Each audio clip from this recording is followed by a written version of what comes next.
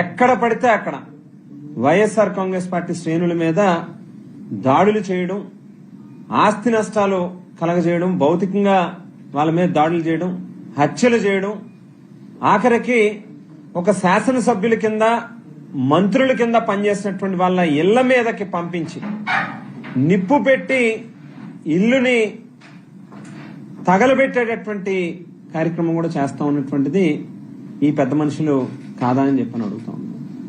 అసలు బుచ్చయ్య గారు ఆయన వయసు కూడా మర్చిపోయి వైసీపీ ఎదవల్లారా అని చెప్పని మాట్లాడుతున్నాడు.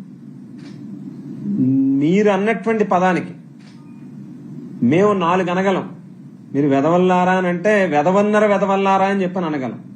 కానీ మాకు మీకు కొంచెం మా నాయకుడు రాజశేఖర రెడ్డి గారు లేదా జగన్మోహన్ రెడ్డి గారు మాకు నేర్పించినటువంటి భాష, రాజకీయాల్లో ఒక పద్ధతి, గౌరవం, ఏదైనా ఒక విమర్శ, సద్విమర్శ పద్ధతిగా ఉండాలనేటువంటి ఇదితో మా మాటలు కాస్త లిమిట్ లో పెట్టుకుని జాగ్రత్తగా మాట్లాడతాం. ఇది ప్రజాస్వామ్యంలో ఉన్నాం కాబట్టి